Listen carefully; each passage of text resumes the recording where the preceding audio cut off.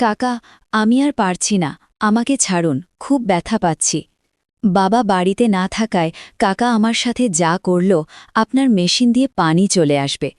স্পর্শ ব্যাপারটা বড় অদ্ভুত, কখনো শরীর জ্বালায়, আবার কখনো মন ঝাড়খাড় করে দেয়। সেই ছাই থেকেই হয়তো নতুন কোনো গল্পের জন্ম হয়, ঠিক যেমনটা আমার সাথে হয়েছিল। আমার নাম গীতা, বয়স ২০। ২০ বছর বয়সটা মেয়েদের জন্য বড় মারাত্মক।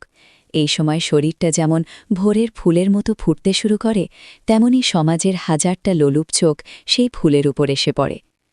আমি গ্রামের মেয়ে, হরিপুর আমার গ্রাম, যেখানে মাটির গন্ধে বাতাস ভারী হয়ে থাকে, আর সন্ধেবেলা দাওয়ায় বসে দূরে পাহাড়ের দিকে তাকালে মনে হয় পৃথিবীটা কত শান্ত। আমার চোখ দুটো নাকি বেশ বড়, কাজলের মতো কালো, আর হাসলে গাল দুটো সামান্য ফুলে ওঠে। লোকে বলে আমি সুন্দরী, কিন্তু সত্যি বলতে আয়নার সামনে দাঁড়ালে নিজের এই পরিবর্তনগুলো দেখে আমার নিজেরই ভয় লাগত। মনে হতো এই সৌন্দর্যই না আবার আমার কাল হয়ে দাঁড়ায়। আজ আমি তোমাদের আমার জীবনের এমন এক অধ্যায় শোনাব, যা শুনলে হয়তো তোমাদের গায়ে কাঁটা দিয়ে উঠবে, আবার শেষটা জানলে হয়তো একটা নতুন সাহস পাবে। তবে সাবধান, গল্পটা কিন্তু সোজা পথে চলবে না। জীবনের মতোই এর বাঁকে বাঁকে লুকিয়ে আছে অনিশ্চয়তা। আমার বাবা সাধারণ চাষি, ভোরের আলো ফোটার আগেই লাঙল কাঁধে বেরিয়ে পড়েন। মা সংসার সামলান, আর আমার দাদা শহরে থাকে পড়াশোনার জন্য। আমি বাড়ির ছোট মেয়ে, সবার আদরের। কিন্তু ওই যে বললাম, বয়সটা এমন যে নিজের বাড়ির চতুষ্পদ দেয়ালকেও মাঝে মাঝে অনিরাপদ মনে হয়। সেদিন সকালের কথা, আমি রান্নাঘরে রুটি সেঁকছিলাম। গায়ে ছিল একটা সুতির শাড়ি, আর ব্লাউজটা একটু ঢিলেঢালা। আগের রাতে ধুয়েছিলাম বলে হয়তো একটু কুঁচকে ছিল। ভোরের হালকা হাওয়া দিচ্ছিল, আর সেই হাওয়ায় আঁচলটা বারবার খসে পড়ছিল। মা উঠোনে কাপড় মেলছিল। হঠাৎ দরজায় কড়া নাড়ার শব্দ। কে? আমি একটু চেঁচিয়ে জিজ্ঞেস করলাম। বাইরে থেকে একটা পরিচিত গলার আওয়াজ এলো।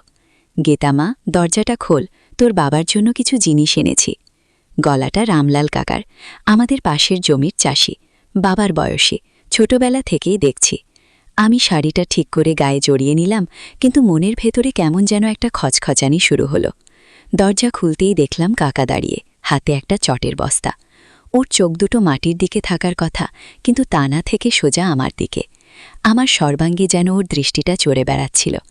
আমি হেসে বললাম, আসুন কাকা, ভেতরে আসুন।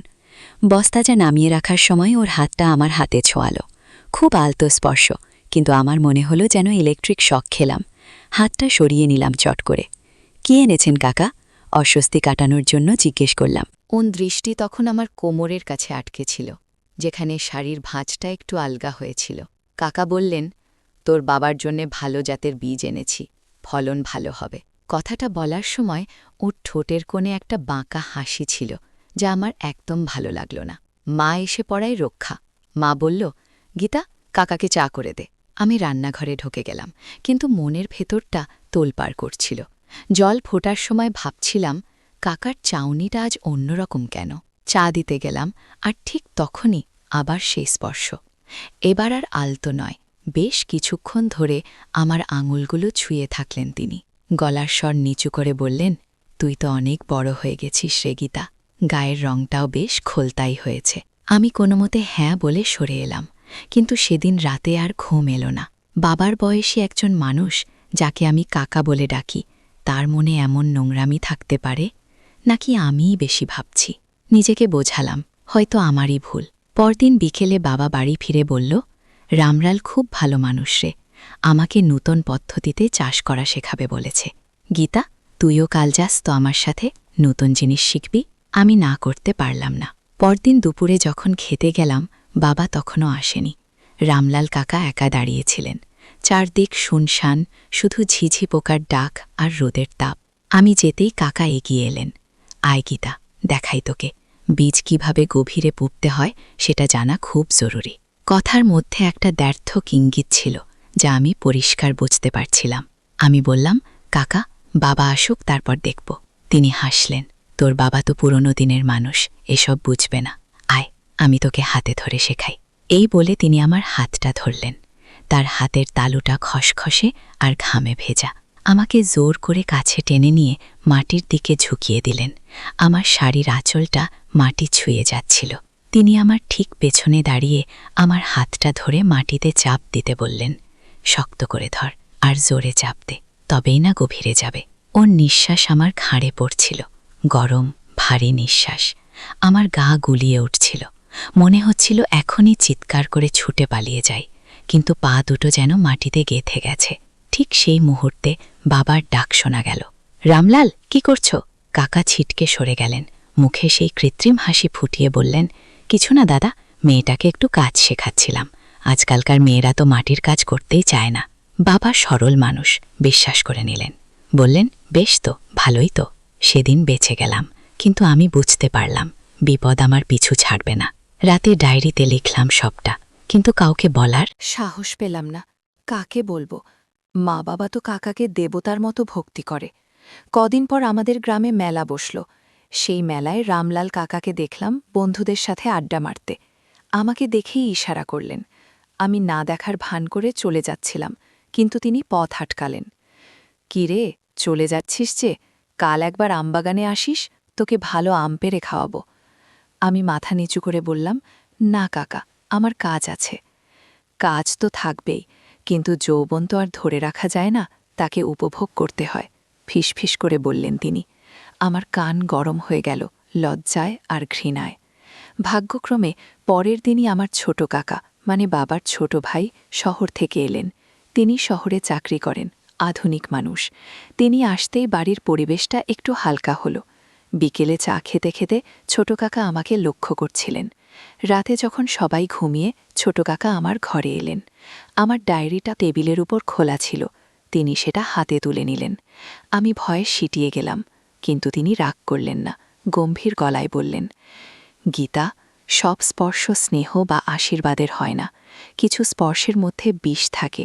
রামলাল যা করছে সেটা মোটেই স্বাভাবিক নয়। আমি কেঁদে ফেললাম, কাকা, আমি কি করব? বাবাকে বললে তো বিশ্বাসই করবে না। ছোট কাকা আমার মাথায় হাত রাখলেন। তুই চিন্তা করিস না, শুধু সতর্ক থাকবি, একা কোথাও যাবি না ওর সাথে, আর নিজেকে দুর্বল ভাববি না, প্রতিবাদ করতে শিখতে হবে। ছোট কাকা চলে যাওয়ার সময় বলে গেলেন, চিঠি লিখিস, আর বিপদ বুঝলে সোজা পুলিশে খবর দিবি বা আমাকে জানাবি। কিন্তু শয়তানের নজর কি এত সহজে সরে? রামলাল কাকা সুযোগ খুঁজছিলেন। একদিন দুপুরে বাবা অসুস্থ হয়ে পড়লেন। মা বাবাকে নিয়ে ব্যস্ত, বাড়িতে আমি একা। হঠাৎ আকাশ কালো করে মেঘ করল, ঝমঝমিয়ে বৃষ্টি নামল। আমি জানলা বন্ধ করছিলাম, এমন সময় পেছনের দরজা দিয়ে কেউ ঢুকল। ভিজে জবুথুবু হয়ে রামলাল কাকা দাঁড়িয়ে। ওর চোখে তখন আর কোনো রাগঢাক নেই, শুধুই কামনার আগুন। কাকা, আপনি এখানে? আমি পিছিয়ে গেলাম। তিনি হাসলেন, একটা পৈশাচিক হাসি। তোর বাবা তো আজ বিছানায়, মাও ব্যস্ত। আজ তোকে কে বাঁচাবে গীতা? অনেক দিন ধরে তোকে নজরে রেখেছি, আর কত জ্বালাবি। তিনি এগিয়ে এলেন। আমি দৌড়ে পালাতে চাইলাম, কিন্তু তিনি আমার হাতটা খপ করে ধরে ফেললেন। হেঁচকা টানে আমাকে কাছে নিয়ে এলেন।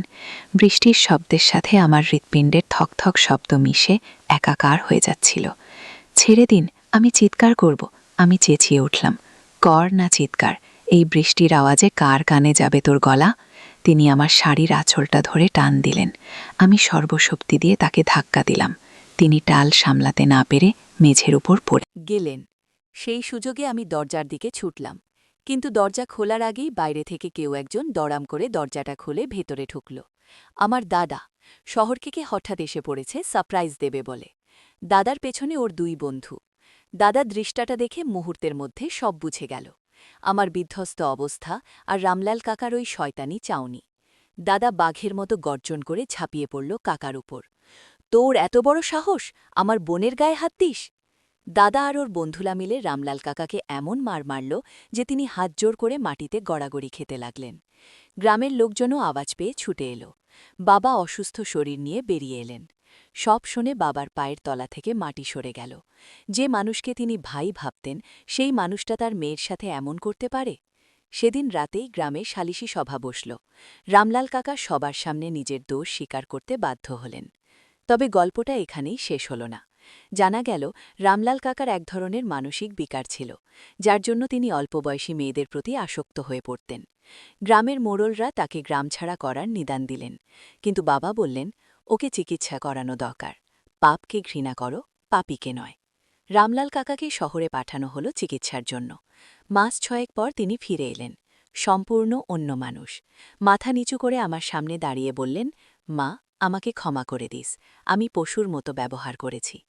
আমি তাকে ক্ষমা করলাম কিনা জানি না, তবে আমার মনের ভয়টা কেটে গিয়েছিল।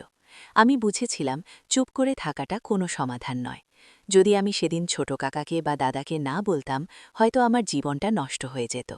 আজ আমি শহরে থাকি, কলেজে পড়ি, কিন্তু সেই দিনগুলোর কথা মনে পড়লে এখনও শিউরে উঠি। তবে একটা শিক্ষা পেয়েছি, নিজের শরীরের উপর অধিকার একমাত্র নিজের। কেউ যদি সেই সীমারেখা পার করতে চায়, তবে তাকে রুখে দাঁড়ানোই আসল শক্তি। মেয়েদের না বলার সাহসটাই তাদের সবচেয়ে বড় অস্ত্র। জীবনটা সিনেমার মতো সবসময় সাজানো হয় না, কিন্তু সাহসের কলম দিয়ে নিজের চিত্রনাট্যটা নিজেই লেখা যায়।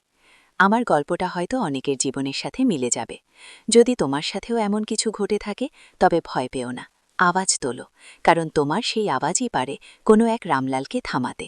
গল্পটা কেমন লাগলো জানিও। দেখা হবে পরের কোনো গল্পে, যেখানে জীবন আবার নতুন কোনো মোড় নেবে। ততক্ষণ সাবধানে থেকো, সতর্ক থেকো।